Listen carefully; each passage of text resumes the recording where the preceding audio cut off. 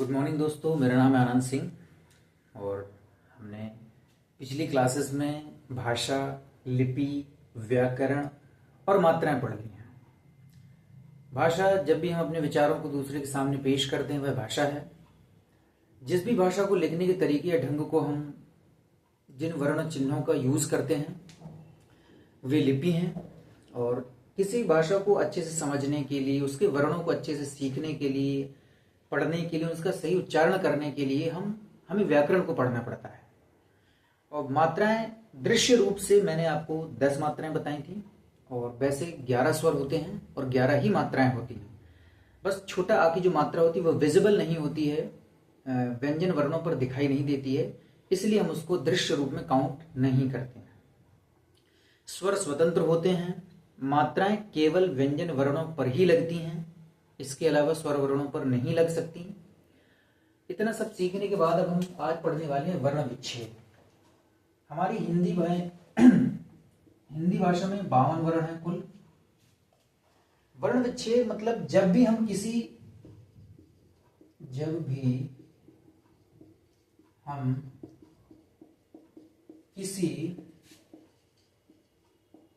सार्थक शब्द के वर्णों को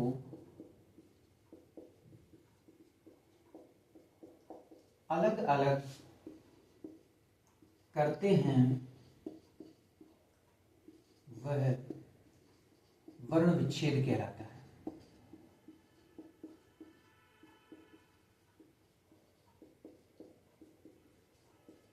वह वर्ण विच्छेद कहलाता है। जब भी हम किसी भी सार्थक शब्द के वर्णों को अलग अलग करके लिखते हैं, स्वरों को अलग करते हैं, व्यंजन को अलग करते हैं, वह वर्ण विच्छेद कहलाता है। जैसे एक छोटा सा एग्जांपल लेते हैं, जैसे मैंने लिखा राम। ये ध्यान रखना है कि एक हल चिन्ह होता है। वैसे शायद आप लोग परिचित होंगे इससे, अगर नहीं है तब भी ये जो हल चिन्ह होता है ये नीचे लगता है ऐसे। जिस भी वर्ण के नीचे ये हल चिन्ह लगा होगा, इसका मतलब कि उसमें स्वर नहीं है, वह स्वर रहित है व्यंजन। जिस भी, अगर जैसे इसमें जैसे मैंने रा लिखा है, अगर इसके नीचे ये हल चिन्ह लगा है तो इसका मतलब यह है कि यह वर्ण आधा है, इसमें कोई भी स्वर नहीं है। और यदि ये हल चिन्ह नहीं लगा है तो इसका मतलब कि जब भी इसको अलग किया जाएगा तो रा अलग लिखा जाएगा, और जब इससे स्वर अलग हो जाएगा तो इससे आ बाहर आ जाएगा। क्योंकि जो विजिबल नहीं है मात्रा, वह छोटा आ की मात्रा होती है, जो दिखती नहीं। जब भी हम करेंगे, जैसे घा लिखा हमने, इसमें कोई भी हल चिन्ह नहीं लगा है, इसका मतलब इसमें स्वर है, तो हम पहले घा लिखेंगे और स्वर को जब हम अलग कर देंगे तो फिर ये वर्ण आधा हो जाएगा। तो जब भी हम स्वर को अलग करेंगे तो हमें व्यंजन वर्ण के नीचे हल चिन्ह का यूज हमेशा करना है। और मैं पहले ही बता दूं कि जो भी मात्राएं होती हैं ये केवल व्यंजन वर्णों पर ही लगती हैं। ये एक ही मात्रा है, ये छोटी ई की मात्रा है, इसमें छोटा है, इसमें छोटा आ है, इसमें ऐ की मात्रा है, इसमें ए की मात्रा है, इसमें बड़ी ई की मात्रा है, इसमें छोटी ई की मात्रा है, इसमें भी बड़ी ई की मात्रा है, इसमें छोटा आ है, इसमें भी छोटा आ है। तो जब भी हम स्वर वर्णों को व्यंजन वर्णों से अलग करेंगे तो व्यंजन वर्ण आधे हो जाएंगे, और जब भी व्यंजन वर्ण आधे हो जाएंगे तो उनके नीचे ये हल चिन्ह अवश्य लग जाएगा। ये ध्यान रखना है। अब जैसे हमने एक शब्द लिखा राम, जब हम इसके वर्णों का विच्छेदन करेंगे तो सबसे पहले हमें व्यंजन देखना है कौन सा है, तो रा व्यंजन है, हमने रा लिख दिया सबसे पहले। अब जब हम व्यंजन को लिखेंगे इसके तुरंत बाद हमें इसके नीचे हल चिन्ह लगा देना है। क्यों? क्योंकि इसमें जो मात्रा है वो हम अलग करने वाले हैं। अब इसमें मात्रा कौन सी है, तो इसमें बड़ा आ का डंडा है, तो ये बड़ा आ की मात्रा है, क्योंकि ये विजिबल है, दिख रही है, इसीलिए ये हमने अलग कर दी। अब इसके बाद हमें फिर से प्लस लगाना है, फिर मां लिखना है हमें। अब मां भी एक व्यंजन वर्ण है, तो हमें व्यंजन वर्ण है तो इसको भी आधा करेंगे हम, और इसके बाद में हम इसमें छोटा आ लिख देंगे, क्योंकि इसमें जो मात्रा विजिबल नहीं है वह है छोटा आ की मात्रा। बहुत बेसिक से बता रहा हूं, छोटा आ से बेसिकली याद रखना, आहा तक सभी स्वर ही होते हैं। हालांकि अंग और आहा को स्वरों में नहीं रखा जाता है, लेकिन हमें इसी तरीके से अगर वर्ण विच्छेदन करेंगे तो ज्यादा आसानी रहेगी, क्योंकि मात्राएं तो अंग और आहा की भी होती है। जो मात्राएं होती हैं वो तो अंग और आहा की भी होती हैं, जो लगती हैं।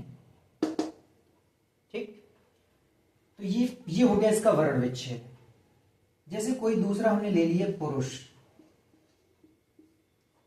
तो हमें सबसे पहले व्यंजन देखना है कि व्यंजन कौन सा है। तो व्यंजन इसमें लगा है पा, हम पा को अलग कर देंगे, तुरंत इसके नीचे हल चिन्ह लगा देंगे क्योंकि इसको हमें आधा करना है। फिर इसमें छोटा ऊ की मात्रा है, तो छोटा ऊ की मात्रा है तो छोटा ऊ अलग कर देंगे।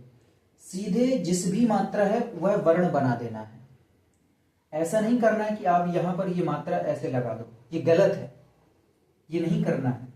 जिसकी भी मात्रा हो बस वही वर्ण यहां पर लिख देना है, छोटा ऊ प्लस, अब ये रा है, रा है, ये रा है। अब रा में ये कौन सी मात्रा लगी है, ये रा में छोटा ऊ की मात्रा है या बड़ा ऊ की मात्रा है, ये इनमें हम कैसे अंतर करेंगे, कैसे पहचानेंगे। तो जब भी रा में ऐसी मात्रा लगी हो तो यह होती है छोटा ऊ की मात्रा है, और जब भी रा में मात्रा ऐसी दिख रही हो वह होती है बड़ा ऊ की मात्रा। ठीक, तो रा में छोटा ऊ की मात्रा है, सबसे पहले हम रा को आधा कर देंगे, इसके बाद यहां पर हम छोटा ऊ लिख देंगे, और इसके बाद ये शा लिख देंगे, तुरंत इसको भी आधा कर देंगे, और इसके बाद हम छोटा आ को अलग कर देंगे। ये दोनों की वर्ण विच्छेद हो गए। अंग से आ से आहा के बाद जो भी वर्ण हैं सब के सब व्यंजन ही हैं, सब के सब व्यंजन हैं, कुछ सोचना ही नहीं ज्यादा। कुछ और एग्जाम्पल्स ले लेते हैं वर्ण विच्छेद का, और कुछ अच्छी अच्छी जानकारी भी हासिल कर लेंगे।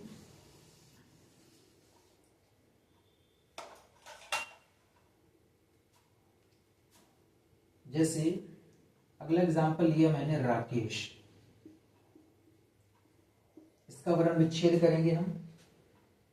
अगला लिया मैंने कर्मठ,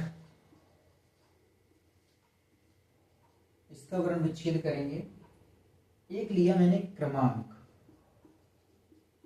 ये कुछ स्पेशल वर्ण हैं जिनसे बहुत आसानी रहेगी किसी भी चीज को समझने में, और एक ये बहुत इतना, ये इसमें देखो ये रा के रूप हैं जो हमने इसमें वर्ण लिखे, ये रा के कुछ रूप हैं, रा के रूप हैं। अब रा के रूप 3 प्रकार के होते हैं। सबसे पहला होता है, एक तो होता है सामान्य रूप। रा के 3 रूप होते हैं, एक होता है सामान्य रूप, दूसरा होता है पदेन रूप, पदेन रूप, और तीसरा होता है रेफ रूप, रेफ रूप। 3 प्रकार के रूप होते हैं। सामान्य रूप में सीधा सीधा हमें र दिखाई देता है, जैसे ये राम लिख दिया मैंने। ठीक, पदेन रूप में, पदेन पद मतलब पैर होता है, जब किसी भी वर्ण के नीचे कोई र लगता है, जैसे कोई भी मैंने लिख दिया ट्रक, ये र है नीचे, ये पदेन रूप है। क्रम लिख दिया मैंने, क्रमांक लिख दिया मैंने, ये सब पदेन रूप हैं इसके। और रेफ रूप होता है जो ऊपर उड़ा हुआ होता है, जैसे मैंने यहां पर कर्म लिख दिया, ये उड़ा हुआ रूप जो है ये इसका रेफ रूप होता है। तो ये रा के कुछ बेसिक रूप होते हैं जिनको समझने में थोड़ी सी परेशानी होती है, लेकिन हम एग्जाम्पल करेंगे सब समझ में आ जाएगा। इसका वर्ण विच्छेदन करेंगे, मैं थोड़ा सा फास्ट चलूंगा। सबसे पहले हम व्यंजन वर्ण अलग करेंगे, इसमें हल चिन्ह लगाएंगे, इसमें बड़ा आ की मात्रा इसको अलग करेंगे, इसमें का है इसको का को यहां पर लिखेंगे, इसको भी आधा करेंगे। तुरंत इसमें देखेंगे मात्रा कौन सी, ए की मात्रा लगी, हम ए लिख देंगे, प्लस लगाएंगे, शा लिखा हुआ शा लिख देंगे, तुरंत हल चिन्ह लगाएंगे, इसको आधा करेंगे और छोटा आ लिख देंगे। ये हो गया हमारा कंप्लीट। दूसरा देखना है कर्मठ। इसके उच्चारण से हमें ये देखना समझना पड़ेगा कि ये जो रा है, क्या ये रा आधा है या पूरा है, या ये जो रा है ये आधा है या पूरा है। केवल इसीलिए मैंने ये 3 एग्जाम्पल अलग से करवाए हैं। जब भी हम कर्मठ को करेंगे तो सबसे पहले का लिखेंगे, हम हल चिन्ह लगाएंगे, छोटा आ अलग कर देंगे। अब कर इसको आधा कर देंगे, कर।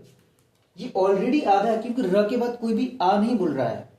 कर म आधा करेंगे, आ लिखेंगे, ठा लिखेंगे, आधा करेंगे और छोटा आ लिख देंगे। ये हो गया। ये ध्यान रखना है कि जो भी ऊपर जो रेफ रूप होता है वह पहले से ही आधा होता है, उसके बाद छोटा आ लिखने की कोई भी आवश्यकता नहीं होती है। तो ये आपका सामान्य रूप है, ये आपका रेफ रूप है ऊपर उड़ा हुआ, और ये आपका पदेन रूप है। अब हम पदेन रूप को भी कर लेते हैं।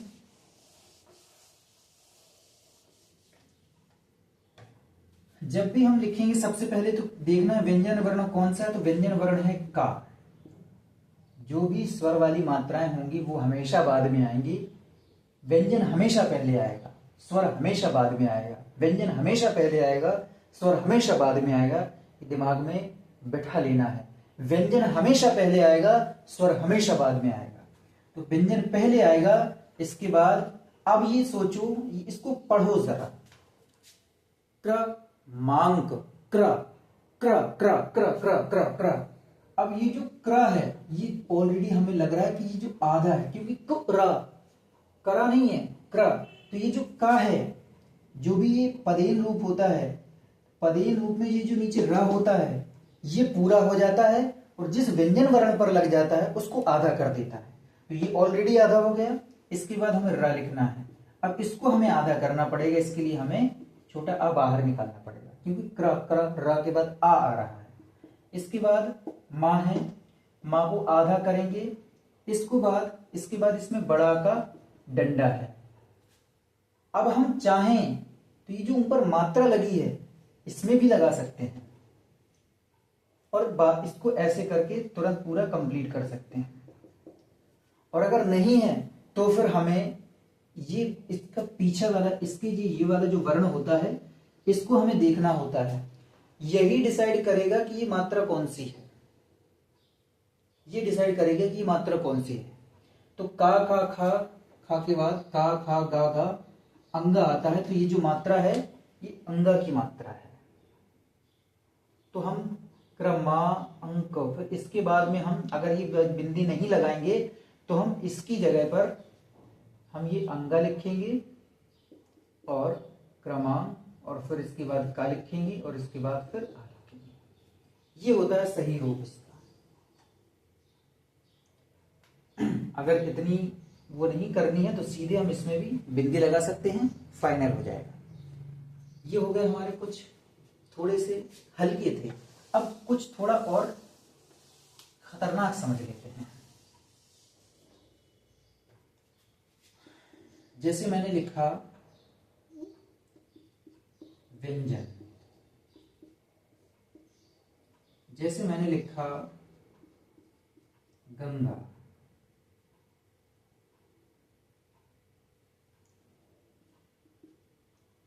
जैसे मैंने लिखा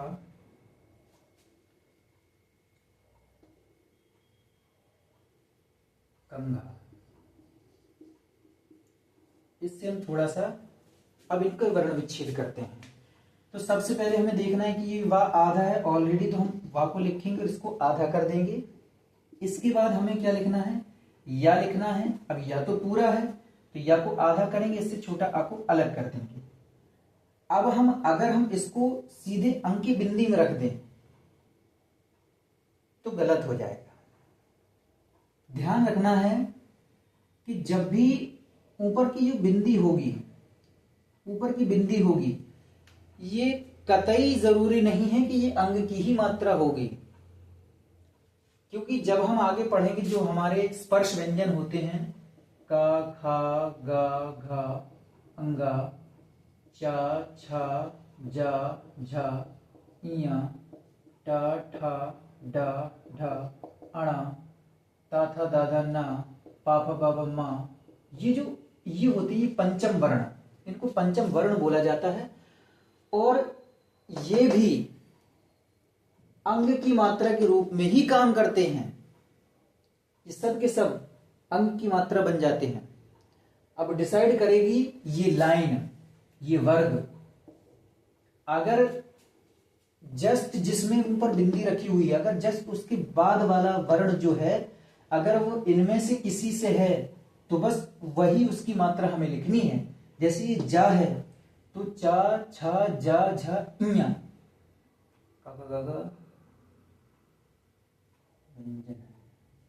चा छा जा झा इया, तो ये जो मात्रा है ये अंग की मात्रा नहीं है, ये इया की मात्रा है। तो जब हम इसका वर्ण विच्छेद करेंगे तो जब हम व्यंजन और इसके बाद जब हम लिखेंगे तो ये जो लिखेंगे ये हम इया लिखेंगे और इया को तुरंत हम आधा कर देंगे। इसके साथ में कोई भी स्वर नहीं होता है। बस हमें अपना जैसा कि तैसा कर देना है। जा को आधा करना है, अलग करना है, ना को आधा करना है, उससे भी अलग कर देना है।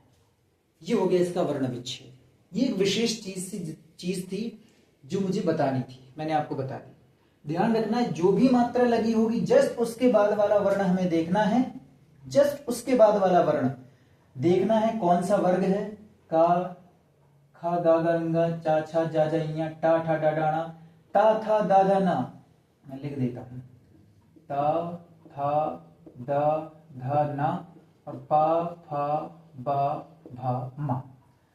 तो बाद वाला वर्ण जिस भी वर्ग का होगा उसी का पंचम वर्ण हम इस पर लिखेंगे। अब जैसे लिखेंगे हम गंगा लिखा है तो सबसे पहले हमें व्यंजन ग लिखेंगे, आधा करेंगे। अब ये अंग की मात्रा है या कुछ और है तो हमें तुरंत देखना उसके बाद वाला वर्ण। बाद वाला वर्ण गा है, हमें वर्ग चेक करना है। का खा गा गा है तो ये मात्रा जो अंग की मात्रा नहीं है ये है अंगा की मात्रा।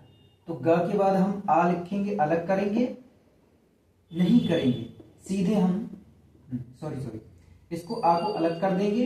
इसके बाद हम लिखेंगे अंगा, आधा कर देंगे। इसके बाद हम गा लिखेंगे, आधा करेंगे और बड़ा का डंडा लिख देंगे। ये हो गया इसका वर्ण विच्छेद। कितना सिंपल सा है। अब जैसे कंघा लिखा है तो इसमें ये जो मात्रा लगी है जस्ट इसके बाद वाला वर्ण हमें चेक करना है और बाद वाला वर्ण हमें देखना है कौन सा वर्ग का है। तो ये जो घा है तो घा के वाला पंचवर्ण अंगा है तो ये भी अंगा की ही मात्रा है। इसी तरीके से इसका भी चेंजमेंट होगा। सबसे पहले हम व्यंजन अलग करेंगे, आधा करेंगे, उससे स्वर को अलग कर देंगे। इसके बाद ये जो अंग की मात्रा है, जो अंग की मात्रा नहीं ये अंगा की मात्रा है तो हम अंगा को अलग करेंगे। इसके बाद घा लिखेंगे, इसको आधा करेंगे और स्वर को अलग कर देंगे। फाइनल हो गया।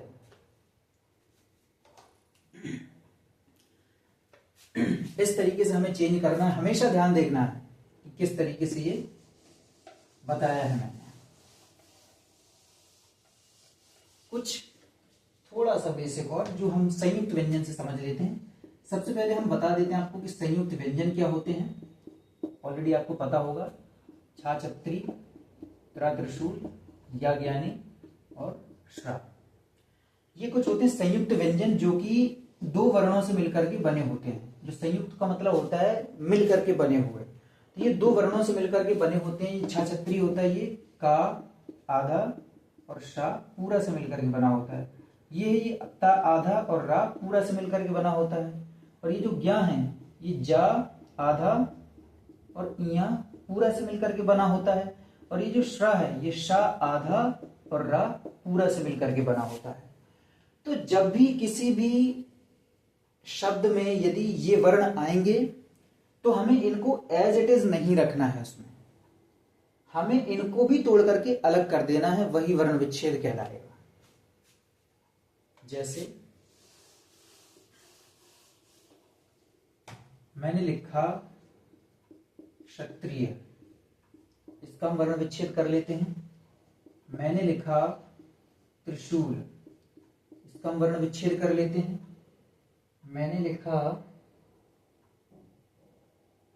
ज्ञानी, इसका हम वर्ण विच्छेद कर लेते हैं। ठीक, तीन तो हम देख लेते हैं।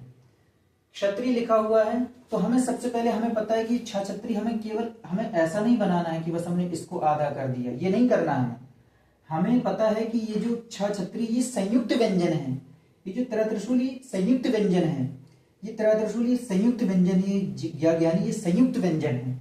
तो संयुक्त व्यंजन है तो हमें जो भी व्यंजन से मिलकर के बना है हमें वही व्यंजन अलग कर देने हैं। जैसे छा छकली किससे मिलकर के बना होता है, तो का और शा से। तो सबसे पहले हम क्या अलग करेंगे, इससे का अलग करेंगे और शा अलग करेंगे। ये इसी से मिलकर के बना होता है। अब का और शा के बाद भी छोटा आ की मात्रा आएगी, क्योंकि क्ष अ क्ष। अब त्रयत्रिशूल किससे मिलकर के बना होता है, ता से। ता आधा होता है, रा पूरा होता है। और जब रा पूरा होता है तो हमें उसको भी आधा करना पड़ेगा। क्यों? क्योंकि इसमें मात्रा कौन सी लगी है, छोटी ई की मात्रा लगी है, तो छोटी ई की मात्रा। इसके बाद हमें या लिखना है, या को आधा करना है और स्वर को अलग कर देना है। तो क्ष अ त्रिय, इस तरीके से हम इसको वर्ण विच्छेद कर सकते हैं। त्रिशूल लिखा हुआ है, तो त्रिशूल त्रयत्रिशूल किससे, किन वर्णों से मिलकर बनता है, आधा ता और पूरा रा।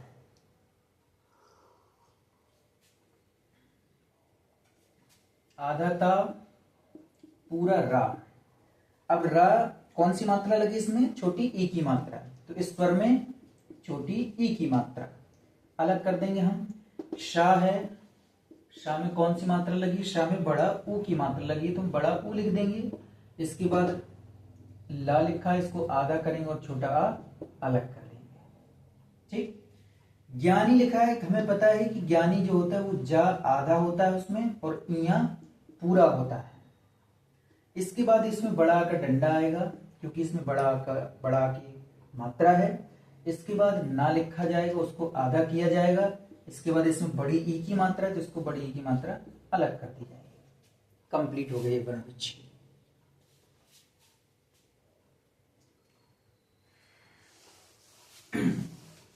एक छोटी सी चीज और मैं बता देता हूं, जैसे एक होता है, एक तो ऐसे लिखा जाता है श्रवण, और एक जैसे लिखा जाएगा श्रृंखला। इन दोनों में बड़ा अंतर है। ये जो श्रवण है, ये श्र है, ये श्र है, जो कि श आधा और र पूरा से मिलकर के बन रहा था।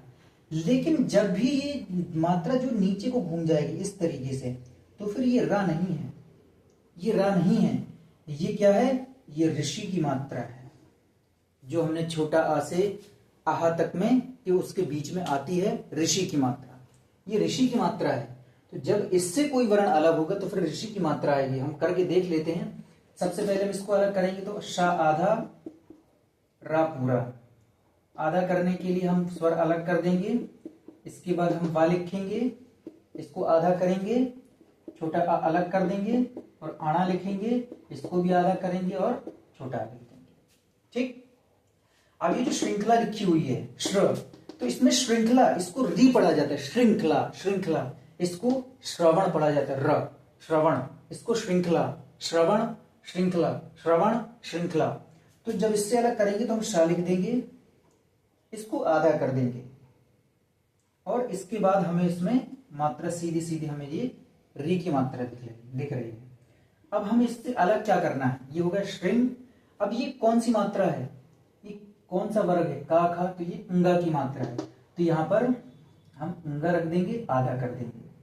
श्रृंग ख, खा खरगोश लिखेंगे, इसको आधा करेंगे, इसको आ लिखेंगे और इसको ला लिखेंगे और इसको छोटा लिख देंगे।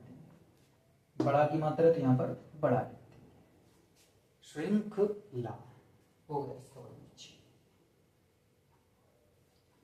ये कुछ बेसिक था वर्ण विच्छेद का। शायद वर्ण विच्छेद में कभी परेशानी हो नहीं सकती है, गारंटी है मेरी, क्योंकि जितने भी टाइप के क्वेश्चन थे मैंने सारे टाइप के क्वेश्चन मैं यहाँ पर कंप्लीट करवा दिए हैं। वर्ण विच्छेद में परेशानी तो हो ही नहीं सकती है और ये आगे चल के बहुत काम आने वाले हैं।